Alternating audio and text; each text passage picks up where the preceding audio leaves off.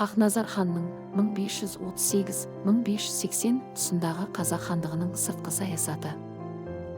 Хақназар хан Қасым ханның ұлы, қазақ хандығының тарихындағы ең көрнекті басшылардың бірі болды.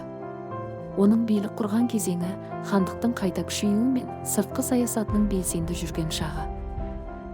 Хақназар хан Ноғай ордасына қарсы күрес жүргізіп, олардың жерлерін қазақ хандығына қосуға ұмтылды. Сібай ғасырдың ортасында Ноғай ордасы әлсірей бастаған кезде Хақназар Еділ мен Жайық арасындағы өңірлерге өз билігін орнатуға тырысты. Ноғай мырзаларының біразы Хақназар ханға бағынды. Моғолстанмен қарым-қатынаста да күрделі кезеңдер болды. Жетісу үшін күрес жалғасты, өйткені бұл өңір сауда және әскери стратегиялық тұрғыдан өте маңызды еді.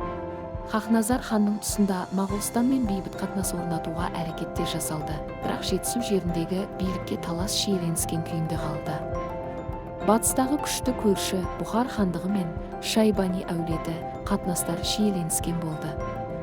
Хақназар кейде бейбіт келісімге келуге тырысса да, кейде олардың шекаралық жерлеріне жорықтар жасап отырды. Ол Бұхар ханы Абдолламен одақтасып, басқаларға қарсы шыққан сәттерде болған. Хақназар хан тұсында қазақ хандығы Ресей мемлекетімен де алғашқы байланыс орнатуға тырысты. Хан Мәскеу патшасына елші жіберіп, дипломатиялық қарым-қатынасты бастады. Бұл болашақта Ресеймен терең саяси экономикалық қатынас орнатудың алғашқы қадамы болды.